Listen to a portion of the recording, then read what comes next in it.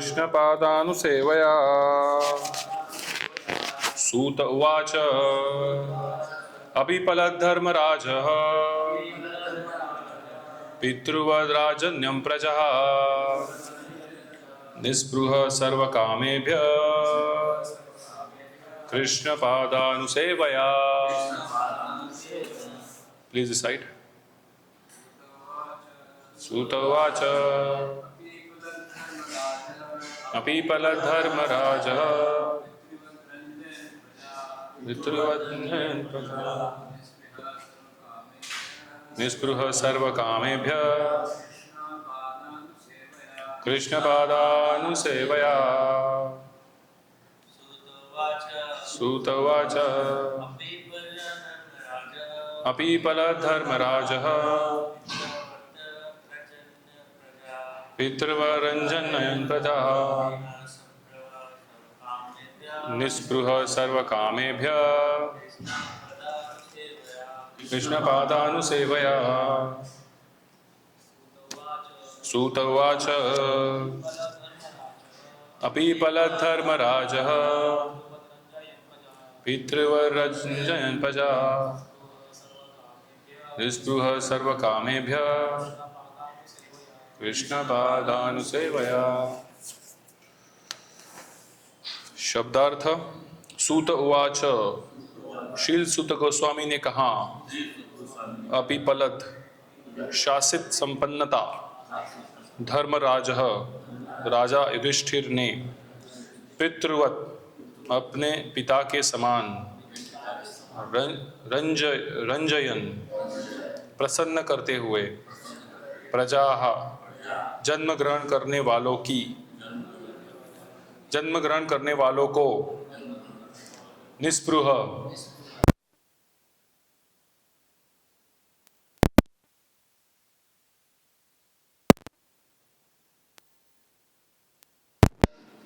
कृष्णपाद भगवान श्री कृष्ण के चरण कमल की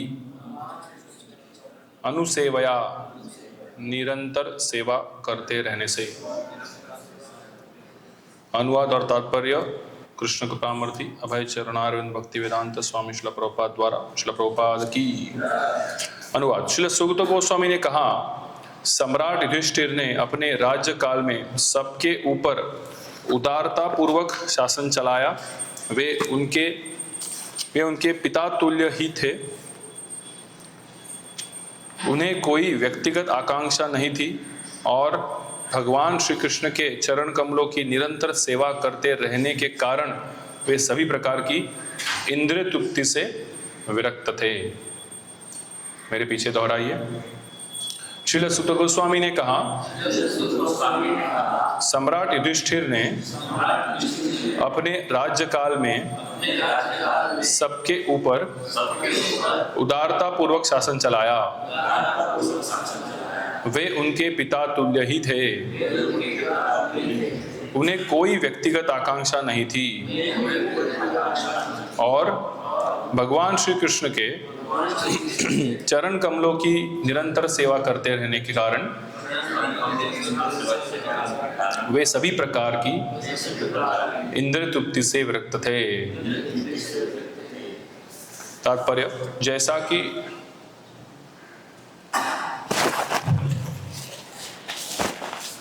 जैसा कि हमने इस ग्रंथ की भूमिका में कहा है, संसार के समस्त कष्ट सह रहे जन समुदाय के लिए मानव समाज में कृष्ण विज्ञान की आवश्यकता है और सभी राष्ट्रों के प्रमुख महापुरुषों से हमारी एक विनती है कि वे अपने कल्याण हेतु, समाज के कल्याण हेतु तथा विश्व भर के लोगों के कल्याण हेतु कृष्ण तत्व को ग्रहण करें।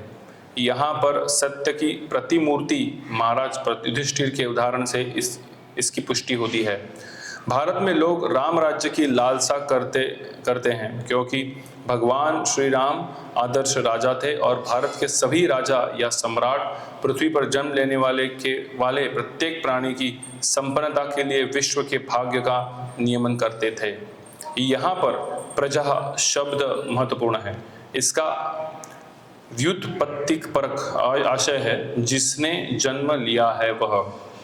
पृथ्वी पर जीवों की अनेक योनियां हैं। जलचर से लेकर पूर्ण मनुष्यों तक वे सभी प्रजा कहलाती है। इस ब्रह्मांड से स्पष्टा ब्रह्म प्रजापति कहलाते हैं, क्योंकि जिन लोगों ने जन्म लिया है उन सबके वे पितामह हैं। इस प्रकार प्रजा शब्द जिस अर्थ में आजकल प्रयुक्त होता है वह उससे अधिक व्यापक अर्थ में प्रयुक्त हुआ है। राजा सभी जीवों, जलचर, पौधे, वृक्ष, सरीसृप, पक्षी, पशु तथा मनुष्य का प्रतिनिधित्व करता है। इनमें से हर एक प्राणी परमेश्वर का अंश है और भगवान का प्रतिनिधि होने के कारण राजा सबको उचित सुरक्षा प्रदान करने हेतु वचनबद्ध होता है। किंतु आज की चरित्र विहीन प्रशासन पद्धतियों के राष्ट्रपति तथा तानाशाहों के साथ ऐसा नहीं है, जहां निम्न पशुओं को कोई सुरक्षा प्रदान नहीं की जाती, जबकि उच्चतर पशुओं को तथाकथित सुरक्षा प्राप्त रहती है। लेकिन यह एक महान विज्ञान है जिसे कृष्ण तत्व जानने वाला ही सीख सकता है। भगवान श्री कृष्ण के विज्ञान को समझकर विश्व को पूर्णतम व्यक्ति कोई बन सकता है, और जब तक मनुष्य को इस विज्ञान तत्व का ज्ञान नहीं होता तब तक शिक्षा द्वारा अर्जित सभी उपाधियां तथा स्नानकोत्तर अनुसंधान की सन्नद्ध व्यर्थ है और निरर्थक होती है। महाराज युधिष्ठिर इस कृष्ण तत्व को भली भांति जानते थे, क्योंकि यहाँ पर कहा गया है कि इस विज्ञान के निरंतर अनुशीलन से या भगवान कृष्ण की सतत भक्तिमय सेवा से उन्होंने राज्य पर शासन करने की योग्यता प्राप्त कर ली थी। कभी कभी पिता अपने पुत्रों पर अनावश्यक रूप से निर्दयी होते देखता है, लेकिन इसका अर्थ यह नहीं होता कि पिता होने की योग्यता खो दी है। पिता सदा पिता ही रहता है, क्योंकि उसके हृदय में पुत्र का हित ही सर्वोपरि होता है। पिता चाहता है कि उसका हर पुत्र उससे बढ़कर हो। अतएव महाराज युधिष्ठिर जैसा राजा, जो सत्वगुण के साक्षात प्रतिमूर्ति थे, चाहते थे कि उनके अधीन सभी प्राणी, विशेष रूप से मनुष्य जिनकी चेतना अधिक विकसित होती है, भगवान श्री कृष्ण के भक्त बने, जिससे वे ऐसे भौतिक संसार की झंझटों से मुक्त हो सके। उनके शासन का मूल तंत्र था सभी नागरिकों का कल्याण, क्योंकि मूर्तिमंत सत्वगुण होने के कारण वे जानते थे कि नागरिकों की भलाई किसमें है। वे इसी सिद्धांत पर शासन चलाते थे, इंद्र तृप्ति के राक्षसी या आसुरी सिद्धांत पर नहीं। आदर्श राजा के रूप में उनकी कोई निजी आकांक्षा न थी और इंद्र तृप्ति के लिए उनके भीतर कोई स्थान न था, क्योंकि उनकी सारी इंद्रियां सदा परमेश्वर की प्रेममय सेवा में लगी रहती थी, जिसमें जीवों की आंशिक सेवा सम्मिलित है, क्योंकि जीव परम पूर्ण के अंश रूप है। जो लोग पूर्ण को छोड़कर अंश की सेवा में व्यस्त रहते हैं, वे केवल अपने समय तथा शक्ति दोनों का अपव्यय ही करते हैं। जिस प्रकार कोई मनुष्य जड़ों को न सींचकर वृक्ष की पत्तियों को सींचे, यदि जड़ों में पानी डाला जाता है तो पत्तियां स्वतः पूर्ण रूप से सजीव रहती है, किंतु यदि केवल पत्तियों पर जल डाला जाए तो संपूर्ण शक्ति व्यर्थ जाती है। अतएव महाराज युधिष्ठिर श्री भगवान की सेवा में सदा लीन रहते थे, और इस प्रकार से भगवान के अंश रूप सभी जीव उनके सतर्क शासन के अंतर्गत जीवन की समस्त सुविधाएं प्राप्त करते थे और अगले जीवन में उनकी उन्नति होती थी। राज्य प्रशासन की पूर्ण व्यवस्था की यही विधि होती है। ओम ज्ञानतिमिरान्धस्य ज्ञानाञ्जनशलाकया चक्षुरुन्मिलितं येन तस्मै श्रीगुरुवे नमः। श्रीचैतन्यमनोभीष्टं स्थापितं येन भूतले स्वयं रूपा कदा मह्यं ददाति स्वपदान्तिकं। वन्देऽहं श्रीगुरौ श्रीयुतापदकमलं श्रीगुरून् वैष्णवांश श्रीरूपं सागरजातं सहगण रघुनाथान्वितं तं सजीवं साद्वैतं सावधूतं परिजनसहितं कृष्णचैतन्यदेवं श्रीराधा कृष्णपादान् सहगण ललिता श्रीविशाखान्वितांश्च शाखावितांश। नमः ओम विष्णुपादाय कृष्णप्रेष्ठाय भूतले श्रीमते भक्तिवेदांत स्वामिनिति नामिने।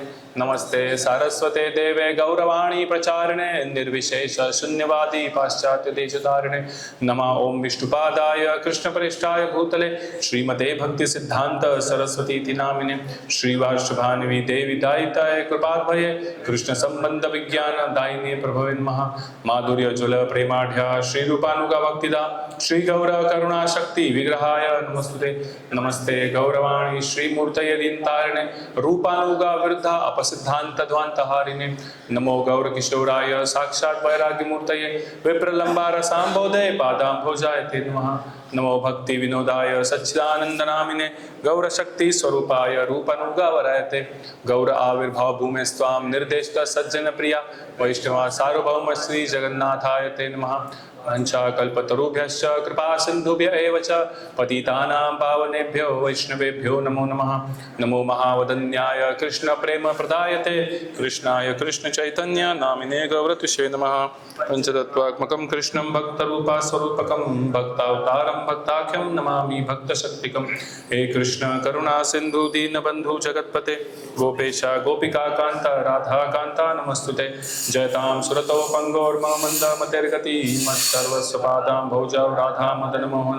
दिव्यादिंदारण्य कल्पद्रुमाडव श्रीमद्रत्नागार सिंहासनस्थौ श्रीमद् राधा शिल गोविंद देवा प्रेष्ठालिपि सेव्यमानो स्मरामि। श्रीमान रास रसारंभी वंशी वट ततसित कर्षण वेणु सुर गोपिर गोपीनाथाय श्रीस्ना।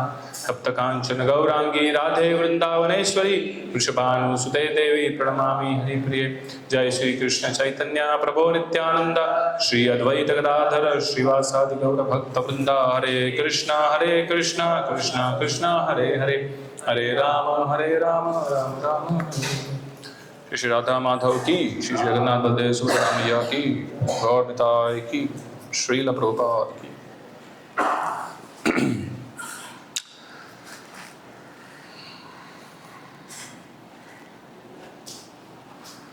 अभी हम जो अध्याय में हैं यहाँ पे शौनक आदि ऋषि जो नैमिषारण्य में जो ऋषि है वो अभी परीक्षित महाराज के बारे में पूछताछ कर रहे हैं।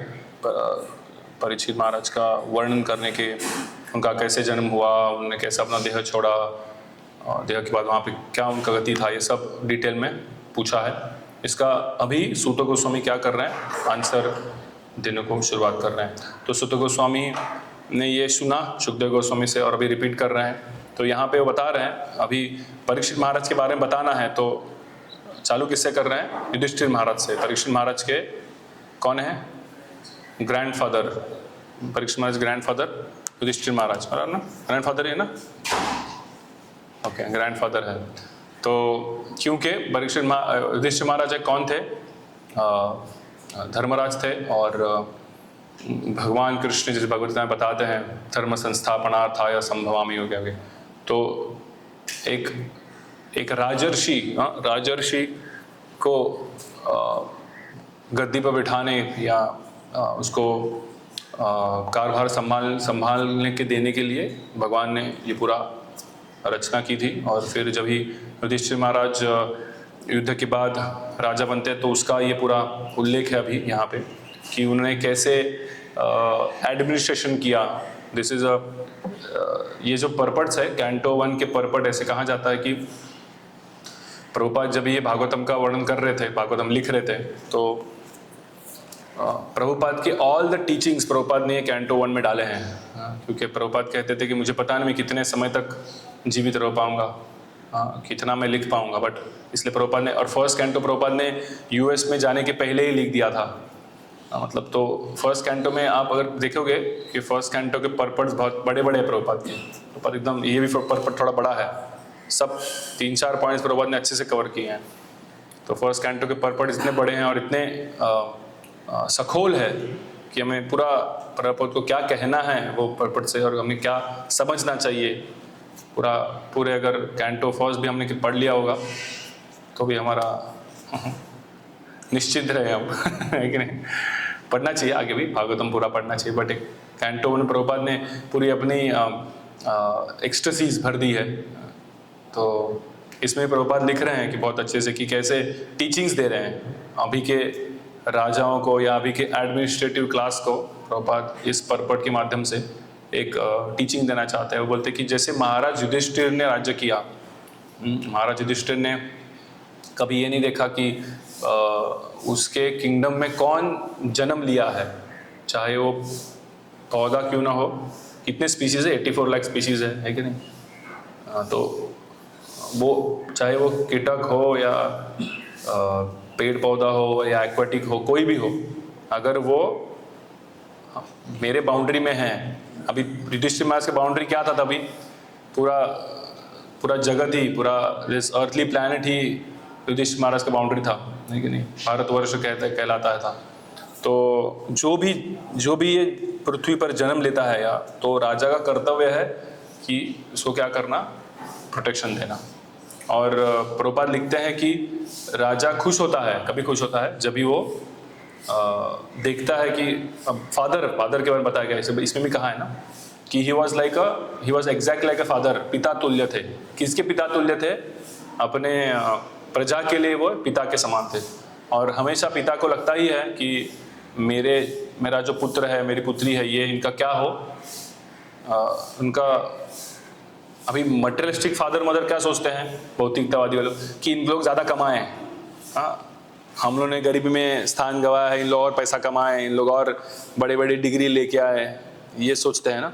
बट एक शुद्ध भक्त जो फादर बना है, गृहस्थ जो है, वो क्या सोचेगा कि मेरा पुत्र या मेरी पुत्री क्या बने, भगवान के अच्छे भक्त बने। इसका एग्जैक्ट उदाहरण कौन है पता है? गौर मोहन डे, प्रभुपाद के फादर, जो चाहते थे कि प्रभुपाद क्या बने, राधा रानी के भक्त बने, अच्छे भक्त बने। नहीं, ऐसा नहीं चाहते थे कि वो बैरिस्टर बने या लंदन में जाकर सब गलत तौर तरीके सीखे। नहीं, वो चाहते थे कि मेरा बेटा क्या बने, राधा रानी का शुद्ध भक्त बने।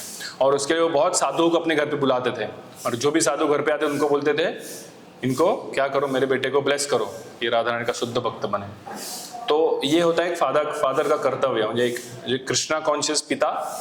और अभी हम देखते हैं भौतिकतावादी पिता, जो अगर हम भक्ति में आते हैं तो उनका बीपी हाई हो जाता है बेटा अगर भक्ति करने लग गया तो, है कि नहीं, डरने लगते हैं वो कि कहीं बेटा मेरा ब्रह्मचारी ना बन जाए। या क्यों डर लगता है उनको?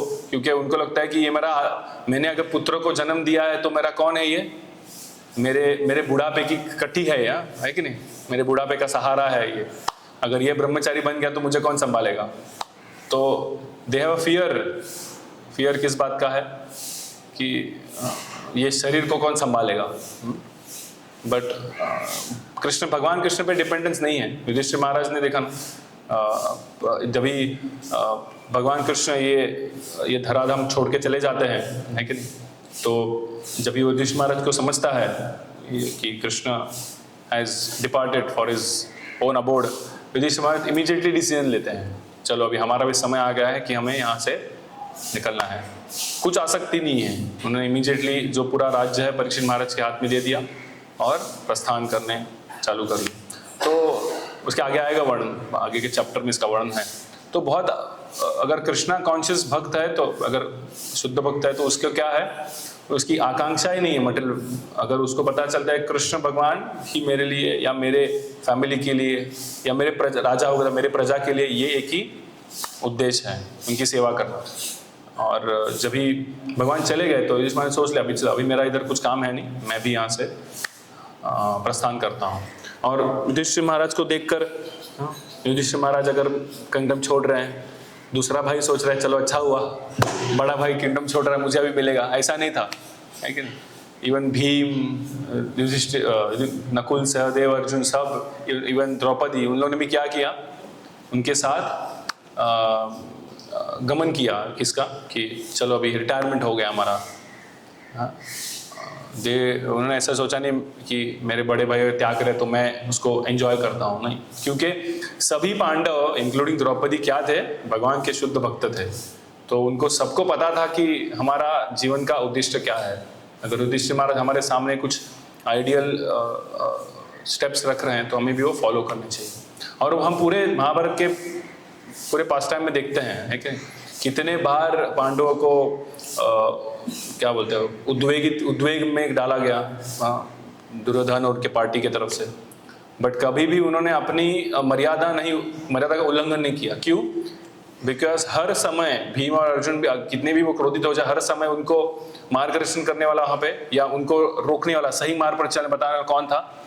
युधिष्ठिर महाराज थे, जो उनको अलाउ नहीं कर रहे थे कि कृष्ण ने कहा उसके अगेंस्ट मत जाओ, अगर कोई विदुर बता रहे तो उनके अगेंस्ट मत जाओ, तो वो मार्गदर्शन कर रहे थे। तो उनको देखकर छोटे भाई भी, अनुज जो थे, सब भी युधिष्ठिर महाराज को फॉलो कर रहे थे, तो उसने कभी मर्यादा का उल्लंघन नहीं किया। जब भी फिर भगवान ही कहे कि अभी युद्ध करना पड़ेगा ही, तो फिर युधिष्ठिर महाराज बोले चलो अभी भगवान ही बता रहे तो हमें करना पड़ेगा। तो ऐसे एक आइडियल राजर्षि के बारे में यहाँ पे चर्चा हो रही है। तो बताया जा रहा है कि प्रजा को प्रोटेक्शन देना, प्रजा का मतलब क्या लिखा है यहाँ पे, मतलब अच्छे से डेफिनेशन लिखा है, वन हु हैज, हिंदी में क्या लिखा है, जिन्होंने जन्म लिया है, इस धरती पर जन्म लिया है। और प्रभुपाद कहते हैं कि कोई डिस्क्रिमिनेशन नहीं है, चींटी से लेकर हाथी तक कोई डिस्क्रिमिनेशन नहीं है ऐसे राजा के किंगडम में, सबको प्रोटेक्शन मिलता है।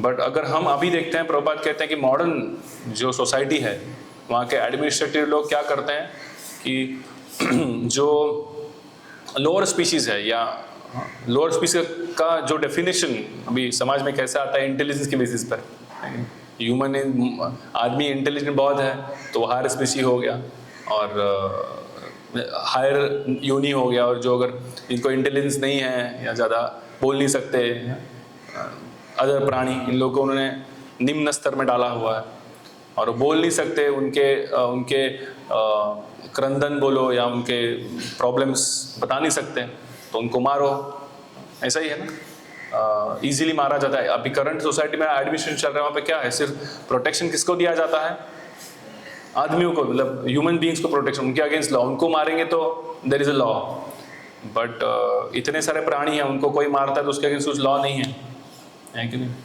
उनको मार दिया जाता है विदाउट एनी पूछे बिना या विदाउट एनी थॉट प्रोसेस के बिना। तो ये प्रभुपाद यहाँ पे लिखते गलत है, ऐसा युधिष्ठिर महाराज के या एक शुद्ध भक्त के किंगडम में नहीं होता है कि वहाँ पे ऐसे बुचरिंग बोलते हैं ना कि मर्सीलेस किलिंग, ऐसा नहीं होता कि जो भी मिला, अगर वो पावर जिसके पास है, वो जिसके पास पावर जो प्रोटेक्ट नहीं कर सकता खुद को, तो उसको मार दो, ऐसा ही चल रहा है कि नहीं, हम देख रहे हैं। और अभी तो हालात इतने खराब हो गए हैं कि इवन ह्यूमन बींग जो मानव है उनको भी मारा जा रहा है, जिसके पावर ने उसको भी मारा जा रहा है, उसके भी आक्रोश कोई सुन नहीं पा रहा है, क्योंकि कलयुग का प्रभाव है, ये आगे और बढ़ते जाएगा। लोग खाने के लिए क्या करेंगे, एक दूसरे को मारेंगे, अभी ऑलरेडी चल रहा है। अगर आप यूट्यूब पे गूगल पे सर्च करोगे बेबी मीट कर बेबी मीट सुना होगा, पता नहीं आपने, आप सुनोगे तो पता चलेगा कि लोग प्रेग्नेंट होते हैं, प्रेगनेंसी बनाते हैं, क्यों? बिकॉज वो फेटस को मार के खाने के लिए, उसको बेबी मीट कहते हैं, समझा? बहुत खराब लगता होगा बट ये है। अब देखो बेबी मीट सर्च करना गूगल पर। सो ऐसे इतने घिनौने लेवल तक लोग जा चुके हैं और इसको प्रोटेक्शन देने वाला कोई नहीं है कि नहीं?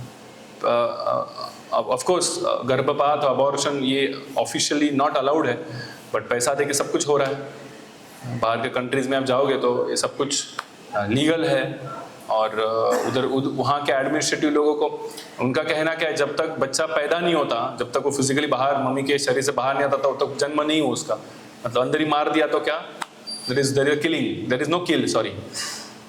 बट हमारे शास्त्र बताता है कि जैसे ही मेल और फीमेल का यूनियन होता है, सोल को बॉडी मिलना चालू होता है, तो वहाँ पे उसने जन्म ले लिया है, सोल को वो बॉडी मिल गई है कि नहीं? भागवतम ही वर्णन आता है तीसरे स्कंद में 28वें चैप्टर से लेकर 28वें 30वें चैप्टर में पूरा वर्णन है कैसे वो अलग अलग वीक्स में अलग अलग क्या बोलते हैं टाइम पर क्या क्या ये फेटस का मतलब जो गर्भ है, भ्रूण है, उसका क्या क्या अवयव डेवलप, हमारे हाथ कैसे डेवलप होते हैं, कान कैसे डेवलप होते हैं, कौन से वीक में होते हैं, सब लिखा हुआ है, भागवत में लिखा हुआ है। तो हम ये देख सकते हैं कि ये लेवल तक अभी समाज की जो एडमिनिस्ट्रेटिव पावर्स है ये लेवल तक गिर गई है, इसके लिए प्रोटेक्शन है ही नहीं। तो आदमियों को और उनके भ्रूण को अगर यहाँ पे प्रोटेक्शन नहीं है तो फिर कुत्ते, बिल्ली, हाँ, और चींटी, हाथी, उनका क्या कहना? उनकी तो गणना ही नहीं है, मतलब उनको तो प्रजा में काउंट किया ही नहीं जाता है। पेड़ हो गए, या आइडियली पेड़ को मार के खाना भी भगवान क्या कहते हैं भगवद गीता में? बताओ क्या श्लोक है? नहीं, भुंजन्ते त्वगम पाकम ये पचन्ति आत्म कारणात्। ये भी पाप है, ये भी पाप है। अगर पेड़ को मार के खाना भी पाप है, बट इसीलिए हम क्या करते हैं? भगवान को भोग लगाते हैं कि ये भगवान ने दिया हुआ है, ये अनाज बनाकर वो हम क्या कर रहे हैं? भगवान को भोग लगा रहे हैं। भगवान कह रहे हैं मेरे को ऑफर किए बिना आप कुछ भी खाओगे। वेजिटेरियन बनना मतलब बहुत बड़ी बात नहीं है। Vegetarian, only vegetarian is nothing, वो भी सिन ही हो गया। जब तक भगवान को भोग नहीं लगाया जाता तब तक वो क्या है? सिन है, पाप है। तो भगवान इधर बता रहे हैं कि प्रभुपाद लिखते हैं कि ये सब मतलब प्राणियों की भी दशा ऐसी हो गई है कि अभी हत्या हो रही है और कोई उनको देखने वाला नहीं है, कुछ उसके लिए ना ही कुछ लॉ है, ना ही कुछ उसके लिए गवर्निंग बॉडी है, या एडमिनिस्ट्रेटिव पावर्स पूरे फेल हो गए। क्यों प्रभुपाद लिखते हैं? Because administrative powers